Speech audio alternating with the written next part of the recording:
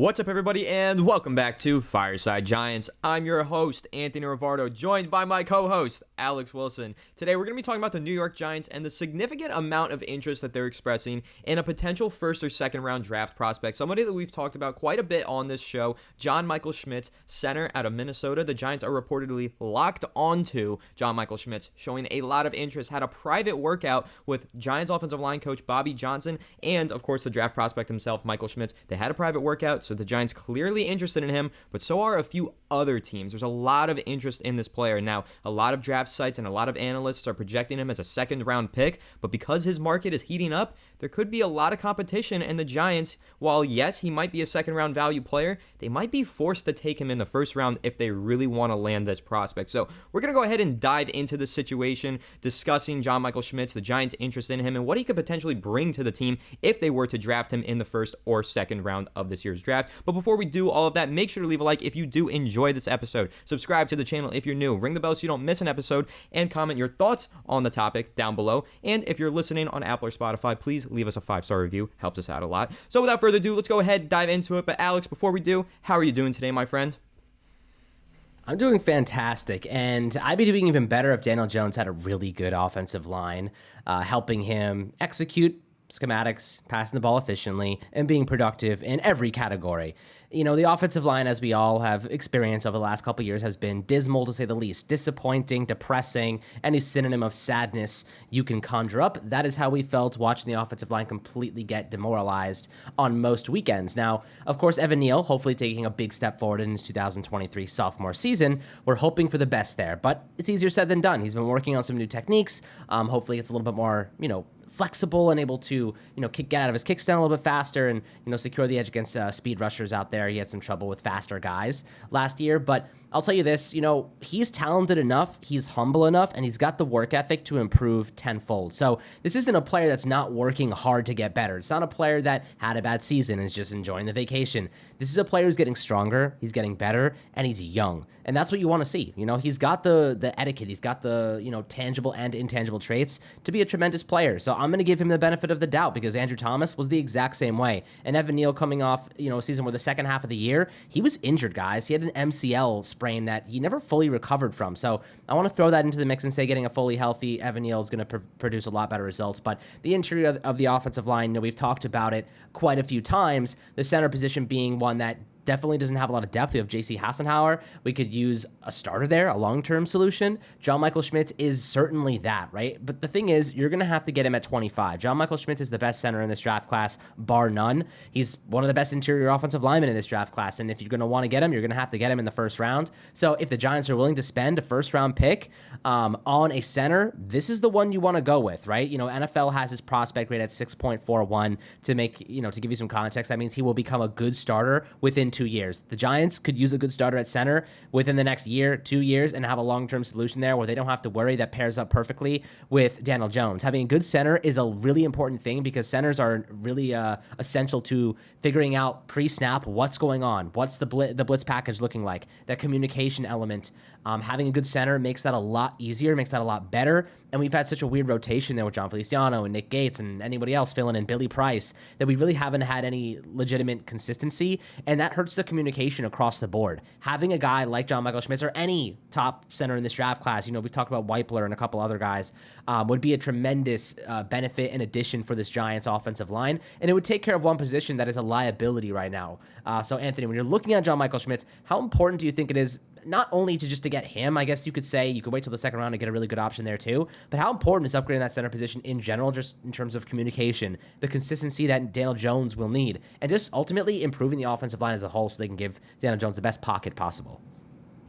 Yeah, listen, improving the offensive line is of the utmost importance, and I think that, a lot of talk about what it'll do for Daniel Jones, but there's also got to be a lot of conversation about what an upgraded center could do in the running game as well for Saquon Barkley or whoever is in the backfield for the New York Giants this upcoming season. Whoever that player is who's running behind these offensive linemen, having a good center who can pull out in front and get to the second level, do all of those things is super beneficial when you're running the zone running scheme that the Giants were running last year, And that's kind of one of the things with John Michael Schmitz. Some believe that he might be a little bit limited in a zone running scheme, so that's something to consider. Maybe he's not the best fit with the Giants, but being the best center in the class, of course, he could have a huge impact on this team. If you look at at all of the centers in this class, of them, John Michael Schmitz is the most likely to make an impact as a starter from the first day that he steps on the football field. Like, absolutely, I think that he can do that. You mentioned how great he is in pass protection, and he truly is. I mean, he allowed 1 sack across 2,500 snaps in college, according to Jordan Reed of ESPN. So, listen, this is a guy who's going to be a stalwart, an anchor in the middle of your offensive line. And yeah, he could do a whole lot for this offense. Daniel Jones will be a better player if the Giants were to draft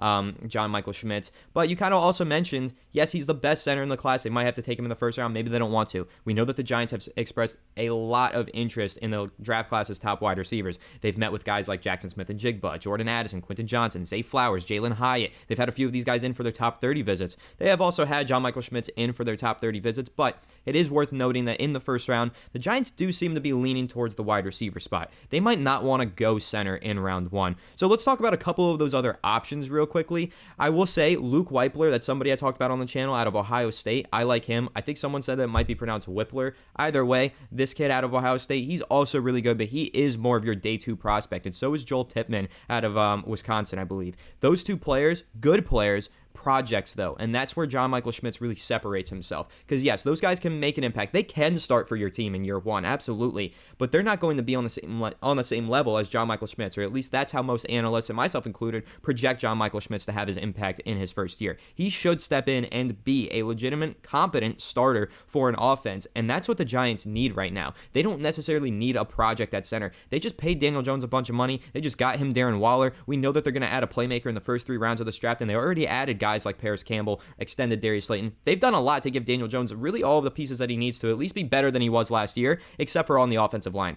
The offensive line has actually gotten worse this offseason, which is actually mind-blowing. Now, it could be better if we do see that big step taken from Evan Neal that you mentioned, if Andrew Thomas continues to play at the same level that he's been playing at, and maybe, one of these young guys like Joshua Zidu steps in and he takes a step forward. So yes, there is room for improvement on this offensive line, but they didn't make any upgrades. They made their upgrades at tight end, they made their upgrades at linebacker, a couple other spots, but they didn't really make any upgrades on the offensive line. So you do kind of get this feeling that maybe the Giants were waiting for the draft. Maybe they're looking at a few of these prospects and saying early on in this draft, that's where we improve this offensive line. And again, John Michael Schmitz is the number 1 player that stands out and makes sense if they are planning on getting a massive upgrade in the interior of their offensive line in this upcoming draft. And here's what I'll say before I throw it back to you, Alex. When you're talking about drafting John Michael Schmitz, yes, he is a round 2 prospect. He's got a round 2 grade, right? That's what most people say.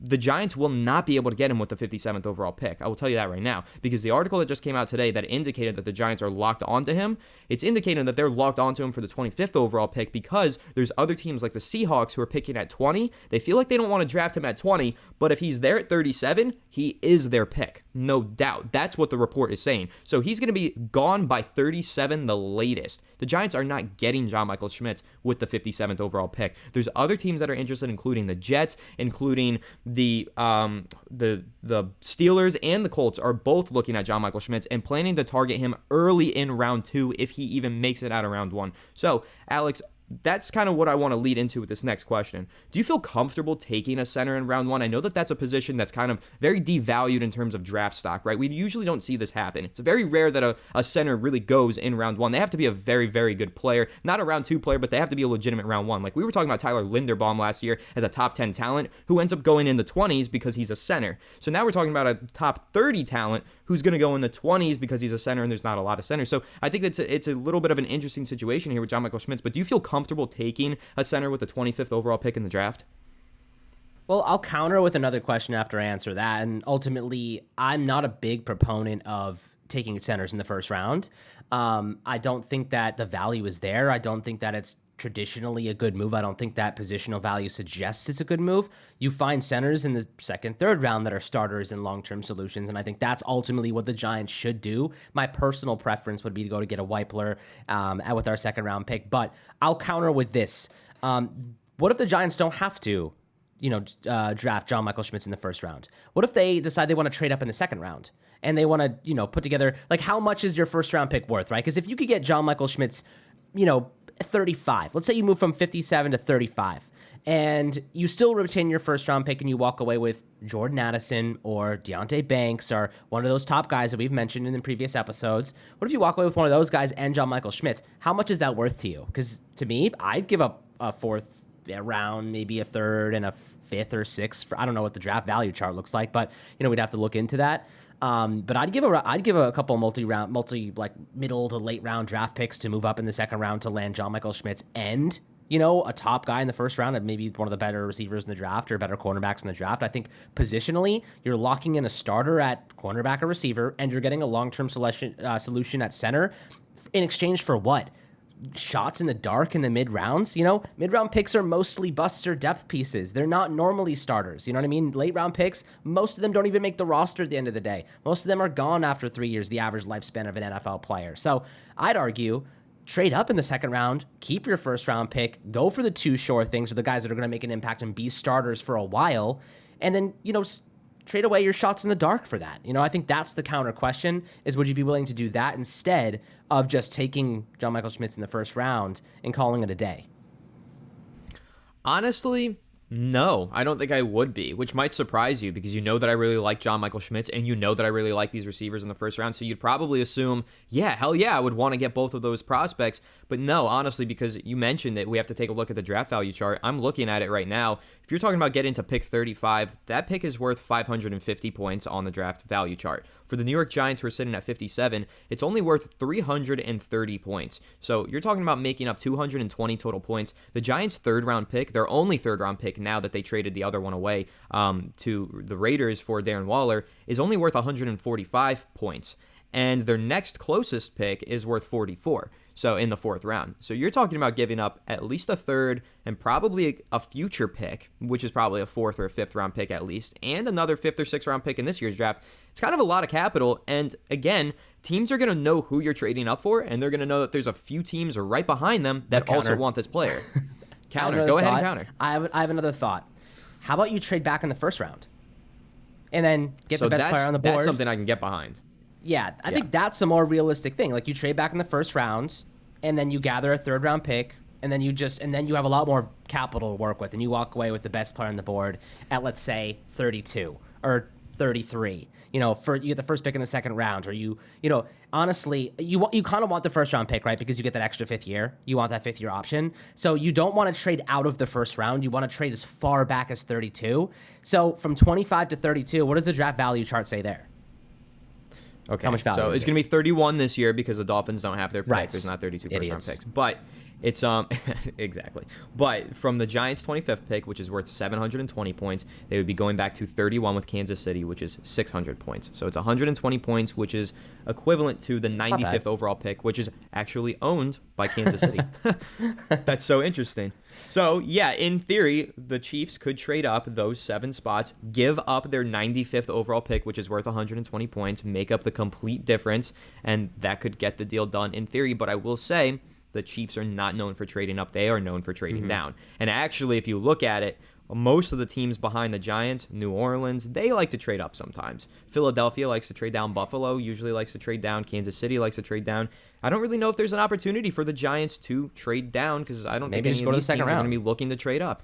Now, that you can do, then you're going to sacrifice that fifth-year option. There are teams who I think we've heard about Pittsburgh wanting to get back into they have the 32nd overall pick, first of the second round. I think we've heard about them wanting to get into the back end of the first round to target another starter and get a fifth-year option. I could totally see Houston being aggressive in that way. The Seahawks, I mean, they're waiting for John Michael Schmitz at 37. They might want to trade up to get him, though. So I think that's also a wrench that might get thrown into this equation. But really, when you're talking about it, for the Giants, what it boils down to for me is we can talk about getting cute, right? Trying to make these trades and, are we trading up? Are we trading down?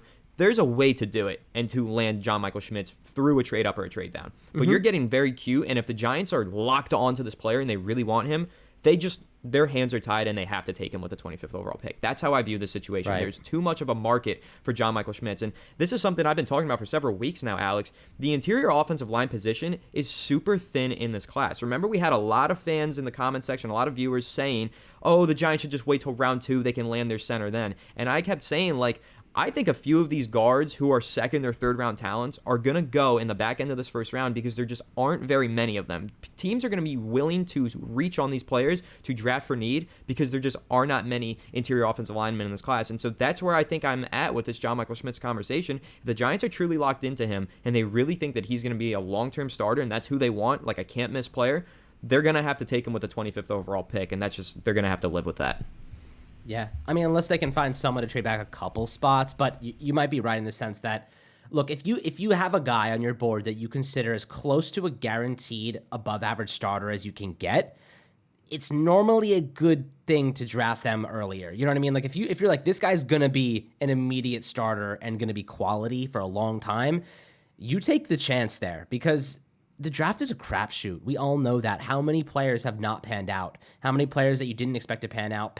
You know what I mean? Like, you never know. So if you get a guy that's as close to guaranteed as possible to quality, you take the shot there. And I could understand that. I get it. I get the justification and the reasoning behind it, but I'm still not the biggest proponent of drafting a center in the first round.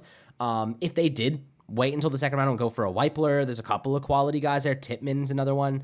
I would be fine with that. You know, I'd be like, okay, you get the best player on the board at 25, whether that's a receiver or a cornerback, and you wait until the second round, you get yourself a center who has the upside of an above average starter, and I'm good with that. You just got to trust the coaching sometimes too. You know what I mean? Like sometimes you got to say, all right, you know what? We have great coaches. We have Bobby Johnson, and we have Brian Dable and Mike Kafka, and sometimes you just got to trust your guys to get the most out of players who have tangibly tremendous assets and attributes. And I think that is sometimes what you have to lean into. So if they do pass on John Michael Schmitz, I wouldn't be surprised, because they trust their coaches to find a second round piece that can be valuable.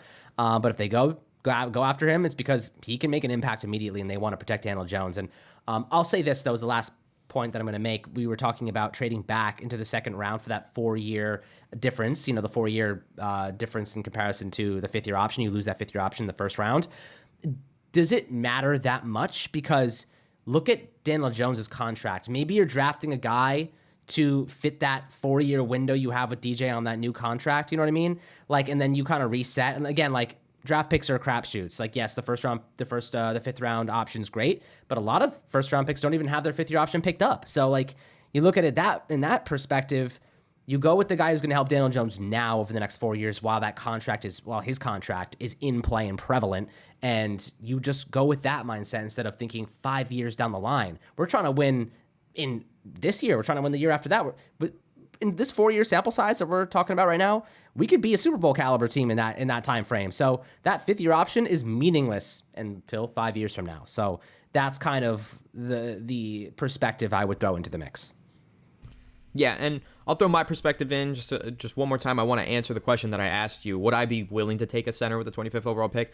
Honestly, I don't think so. I really like John Michael Schmitz a lot. I don't think I would take him at 25 overall. I just don't think that position is worth that value. Even though it's such a huge need for the Giants, I know that they're locked into him. He's a great prospect, but man, I just think there's so much more value to be had by hitting on a player like Zay Flowers. If he ends up panning out and being a WR1, that is so much more intrinsically more valuable than going for a center. Getting a starting center for 4 years versus getting a primary receiving threat, it's a big difference. So I think I am against John Michael Schmitz with the 25th overall pick, but if it happens, I'm not going to be upset. I'm not going to freak out and cry and scream. I'll be okay with it. Like, I can live with that pick because I know that we're getting probably a sure thing on the offensive line, and that's something that I will say. But really, bottom line here, out of this whole conversation, if the Giants really do want to get John Michael Schmitz, one way or another, they have to be aggressive. Whether that's taking him at 25 outright, whether that's trading up in round 2 or trading down, they got to make some sort of aggressive move just to get him. And that also does kind of scare me. This player's market is really heating up, and so that's going to lead to some sort of bidding war if there are trades involved, and he's not going to be an easy player to acquire. But I want to talk about another player whose market is heating up. Briefly touch on this player before we wrap this episode, Alex, and that is tight end out of East Carolina, Ryan Jones. Now, Matt Lombardo tweeted about him this morning, saying that the Giants are one of 3 teams showing significant interest in this tight end. Big-bodied tight end is how Matt Lombardo weirdly describes this player. East Carolina tight end Ryan Jones has been in high demand, drawing interest in multiple conversations with the Giants, Cowboys, and Bills. 6'3", 247 pounds, caught 41 passes for 413 yards and 4 touchdowns in 2022, again, for East Carolina. So not exactly playing against the best competition or with the best competition, but a low-key guy here who maybe we're talking day 3, late day 3, round 6, round 7. Giants might have an interest in. Some websites have him listed as a fullback. He used to play linebacker, so you know that he is probably accurately described as big-bodied, and he is a heavy hitter. So I think I could see this player being an interesting pick for the Giants on day 3, probably in the 7th round if they're looking at him as a fullback. The Giants didn't play with a fullback last year. Maybe they're looking to get a little extra ground and pound in there because of their lack of depth on the interior of their offensive line. That could be an option. So, Alex, before we wrap, quickly, what are your thoughts on this big-bodied tight end Ryan Jones out of East Carolina? Ryan Jones. Never heard of the guy until about an hour ago. Why? That's what I'll ask. Why? Fullback. You said some people have said that. The Giants aren't using fullbacks anymore. Elijah Penny's gone. Didn't replace him. It's not like we have whoever the guy on the 49ers is. I don't even know. What is the point of this player? East Carolina, sure, 6'2", 247. If you want to take a shot in the dark, in the late rounds, sure, it is what it is. Had 413 yards and 4 scores last year. He's a former linebacker for Oklahoma, and then he transitioned to tight end, so he couldn't cut it at linebacker, ends up transitioning there. Played 12 games last year. He's slow he's like a brick with legs. I don't really get it. I don't know exactly what the value is at Ryan Jones. I don't know why the Giants are so intrigued. I mean, you have Daniel Bellinger and Darren Waller now. Maybe you add a third guy to the mix, but for goodness sake, don't spend a mid-round pick on this guy. You spend a late-round draft pick on Ryan Jones. You know what I mean? You spend a late-round draft pick on a player like this because he's not going to be starting. You draft mid-round picks to be potential starters long-term, guys that can compete and develop. I don't really see it with him personally. I'm not really seeing it. Again, I haven't done much research, so I got to look a little bit more and see what I can find. But based on what Anthony told me about his athleticism and whatnot, and the fact that his stats are, they're okay.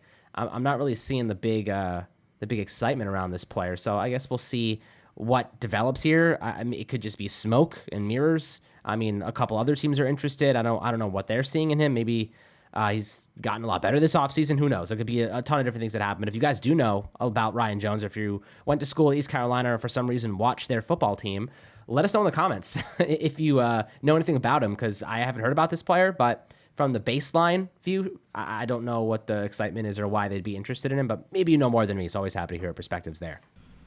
Yeah, I think they're just looking at this guy as a potential camp body, someone that they draft in the 7th round, maybe try to develop him into a fullback or a blocking tight end. That's really all I see here. Not a lot of excitement, just worth noting that the Giants are interested in this player, just something I figured I would bring up before we wrap this one. But yes, if you do know anything about this player, please leave it down in the comments section. And also, leave your thoughts on John Michael Schmitz and the Giants being locked into him down in the comment section below. Let me know what you think about that. And of course, if you did enjoy this episode talking about John Michael Schmitz, Ryan Jones, and everything in between, leave a like if you did enjoy. Subscribe to the channel if you're new. Ring the bell so you don't miss an episode. Leave a 5-star review for us if you're listening on Apple and Spotify. Helps us out a lot. And without further ado, we will catch you all in the next one. Have a good one, and let's go Giants.